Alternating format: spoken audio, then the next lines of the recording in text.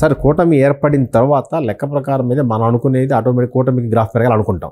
కానీ దానికి రివర్స్లో జగన్కి గ్రాఫ్ పెరిగిందని చెప్పి ఒక ప్రచారం జరుగుతుంది. సో మరి ప్రచారం సృష్టించింది మరి ఎవరో తెలియదు, కానీ ప్రచారం అయితే కొంచెం నడుస్తుంది. సో ఈ ప్రచారం ఎందుకు వచ్చింది? సో జగన్మోహన్ రెడ్డి ఏంటంటే టోటల్గా ప్రచారం మీదనే ఆయన యొక్క రాజకీయ ప్రయాణాన్ని చేస్తూ ఉన్నారు.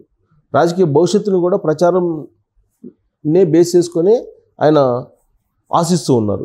కారణం ఏంటంటే 2019 ఎన్నికల్లో ప్రశాంత్ కిషోర్ డిజిటల్ ప్రమోషన్ ద్వారా ఏ విధంగా అయితే హైప్ క్రియేట్ చేశాడు జగన్మోహన్ రెడ్డికి, అదే తరహాలో ఇప్పుడు అంతకంటే మిన్నగా ప్రచారం చేసి గెలవాలి అని చెప్పి ఆయన ఆలోచిస్తున్నారు.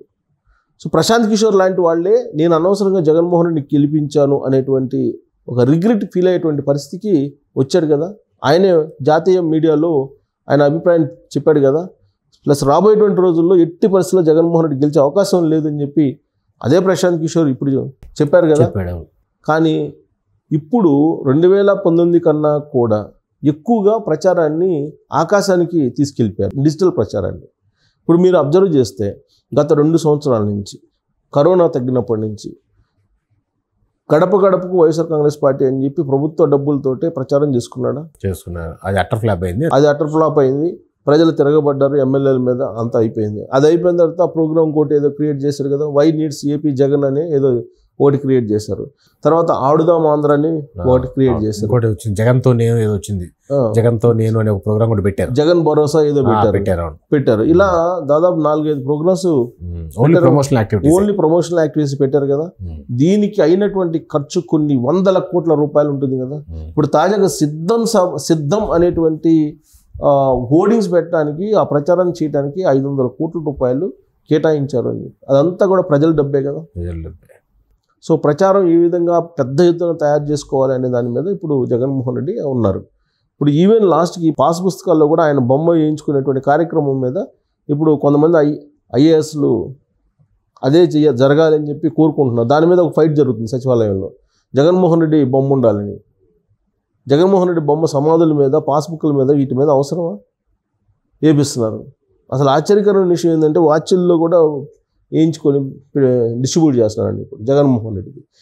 ప్రచార యావ ఎక్కువ అయిపోయింది ఆయనకి. ప్లస్ దీంట్లో నుంచే మళ్ళీ గెలవాలనేటువంటి ప్రయత్నం చేస్తూ ఉన్నాడు. అందుకే ఇటీవల కాలంలో ఏ చిన్న డెవలప్మెంట్ జరిగినా దాన్ని వాళ్ళకి అనుకూలంగా మలుచుకొని ప్రచారం చేసుకుంటున్నారు. ఇప్పుడు కూటమి ఏర్పడింది, బీజేపీ, తెలుగుదేశం పార్టీ, అలాగే జనసేన కూటమి ఏర్పడింది. కూటమి ఏర్పడిన తర్వాత జగన్మోహన్ రెడ్డి గ్రాఫ్ బాగా పెరిగిపోయింది అని చెప్పి ప్రచారం చేస్తూ ఉన్నారు సోషల్ మీడియాలో కానీ, బయట కానీ, మౌత్ టాక్ కానీ. కొంతమంది బ్యాచ్లుగా తయారు చేసి ఈ బస్ స్టాండ్లో కూడా పెడుతున్నారంట యూత్ని, కొంతమందిని. వాళ్ళేంటి మౌత్ టాక్, ఒక 10 మంది ఉన్నప్పుడు వీళ్ళే జగన్ గ్రాఫ్ బాగుందంట కదా అని చెప్పి ఒక చర్చ తీసి అవును కూటమి ఏర్పడిన తర్వాత బాగుందని చెప్పి వీళ్ళే. అందుకే బస్ స్టాప్ లోపల గత వారం రోజుల నుంచి మీరు గమనిస్తే ఈ జగన్మోహన్ రెడ్డికి సంబంధించినటువంటి బ్యాచ్ జే గ్యాంగ్ ఆ బస్ స్టాండ్లో ఉన్నారు. వాళ్ళు అది పనిగా మౌత్ టాక్ క్రియేట్ చేసేటువంటి ప్రయత్నం చేస్తున్నారు అనేది ఒకటి వినిపిస్తుంది. ఇక జగన్మోహన్ రెడ్డి ఇప్పుడు కూటమి ఏర్పడిన తర్వాత గ్రాఫ్ పెరిగిందని చెప్పి ప్రచారం చేసుకుంటున్న క్రమంలో అసలు ఎందుకు పెరుగుతుంది, ఎందుకు పెరిగే అవకాశం ఉంది అనే దాని మీద విశ్లేషణ చేసుకుంటే అసలు పెరుగుతుందా లేదంటే వీళ్ళు కావాలని గాసిప్సా అనేది ఇప్పుడు జగన్మోహన్ రెడ్డి వద్దనుకుంటున్నారు. అక్కడ జనాలు చాలా క్లియర్గా వాళ్ళ అభిప్రాయం ఉంది, సర్వేల ద్వారా మనకు తెలుస్తుంది. అది వద్దనుకున్నప్పుడు నీకు మళ్ళీ గ్రాఫ్ ఎలా పెరుగుతుంది? ఈ 2-3 వారాల్లో ఏం చేసే అద్భుతాలు జగన్మోహన్ రెడ్డి ఏమైనా అద్భుతాలు చేశాడా గ్రాఫ్ పెరగడానికి? ఏం లేదు. అంటే వాళ్ళు చెప్పేది ఏంటంటే బీజేపీ తోటి వీళ్ళు పొత్తు పెట్టుకున్నారు కాబట్టి Muslim vote bank, Christian vote bank సాలిడ్గా జగన్మోహన్ రెడ్డి పడిపోతుంది, రెడ్డి ఓట్ బ్యాంక్ ఎలా ఉంది అందుకని గెలుస్తాడు. ఇది వాళ్ళు చెప్పే లాజిక్. కానీ ముస్లిం ఓట్ బ్యాంకు ఎలా పెరుగుతుంది జగన్మోహన్ రెడ్డికి? మొన్నటి వరకు ఎక్కడున్నావు జగన్మోహన్ రెడ్డి? ఎన్డీఏలో భాగస్వామిగా ఉన్నాడు కదా, డైరెక్ట్గా కాకపోతే ఇండైరెక్ట్గా ఎన్డీఏలో భాగస్వామే కదా. బీజేపీ తోటి నరేంద్ర మోడీ తోటి అంటగాగుతున్నావు అని చెప్పి ఏ మారుమూలకి వెళ్ళి ఆంధ్రప్రదేశ్ ప్రజల్ని కదిలిచ్చినా కానీ చెప్తారు కదా ఆ విషయం. ప్లస్ రాజకీయాలకు అతీతమైనటువంటి బంధం ఉంది నరేంద్ర మోడీతో అని చెప్పాడు కదా, ఈయనే తిరిగాడు కదా నరేంద్ర మోడీతోటి. ప్లస్ వ్యవసాయ చట్టాలతో సహా పార్లమెంటు వేదికగా కానీ పార్లమెంటు బయట కానీ మద్దతు ఇచ్చాడు కదా జగన్మోహన్ రెడ్డి నరేంద్ర మోడీకి. రాష్ట్రపతి ఎన్నికల్లో ఓట్లు వేసారా, ఉపరాష్ట్రపతి ఎన్నికల్లో ఓట్లు వేసారా? 370 మద్దతు పలికారా ఇండైరెక్ట్గా, సిఐకి మద్దతు పలికారా, వ్యవసాయ చట్టాలకు కూడా మద్దతు పలికారు ఇండైరెక్ట్గా. సో ఇంకా ఎన్డీఏలో భాగస్వామి ఎవరు ఇటీవల వరకు కూడా, ఇప్పుడు కూడా భాగస్వామి కదా, ఇండైరెక్ట్గా భాగస్వామి కదా. అంటే చీకటి వ్యవహారాలు నడుపుతున్నటువంటి జగన్మోహన్ రెడ్డి బీజేపీ తోటి తెలుగుదేశం పార్టీ జనసేన కూటమి కడితే ఆయన గ్రాఫ్ ఎలా పెరుగుతుంది? నువ్వేమన్నా వ్యతిరేకంగా ఉన్నావా? నువ్వేమన్నా ఇండియా కూటమిలోకి వెళ్ళావా? లేదు, నేను ఏ కూటమిలో లేనని చెప్తే ఇనే పరిస్థితి ఉందా ఇవాళ? నువ్వు నరేంద్ర మోడీతోటి అంటగాగుతున్నావు అనే సంగతి అందరికీ తెలుసు కదా, బీజేపీతో అంటగాగుతున్నావు అని అందరికీ తెలుసు కదా. మరి నీ గ్రాఫ్ ఎలా పెరుగుతుంది? క్రిస్టియన్ ముస్లిం ఓటు ఎలా వేస్తారు? ఎలా కన్సాలిడేట్ అవుతుంది వైఎస్ఆర్ కాంగ్రెస్ పార్టీ? కాదు కదా. ఇంకా చీకటి గేమ్ ఆడుతున్నాడు ఆయన, తెర వెనుక గేమ్ ఆడుతున్నాడు. డైరెక్ట్గా మేము పొత్తు పెట్టుకుంటున్నాం రాష్ట్ర ప్రయోజనాల కోసం అని చెప్పి తెలుగుదేశం పార్టీ జనసేన చెప్తుంది. అట్లీస్ట్ ప్రజలు నమ్ముతారు రాష్ట్ర ప్రయోజనాల కోసమే చంద్రబాబు నాయుడు పొత్తు పెట్టుకున్నాడు, లేదంటే బీజేపీని అసలు దగ్గర రానివాడు, నరేంద్ర మోడీ అంటే ఆయనకు అసలు పడదు, ఇలాంటి చర్చించుకుంటుంటారు. కానీ అనివార్యంగా పొత్తు పెట్టుకోవాల్సి వచ్చింది రకరకాల కారణాల వల్ల అని చెప్పి మాట్లాడుకుంటారు. కానీ జగన్మోహన్ రెడ్డి తెర వెనుక చీకట్లో బీజేపీ తోటి ఉన్నాడు అనేది 100కి 100 మంది చెప్తారు ఆంధ్రప్రదేశ్లో. మరి నీకు ముస్లిం vote bank, Christian vote bank ఎలా పెరుగుతుంది, ఎలా కన్సల్టేట్ అవుతుంది?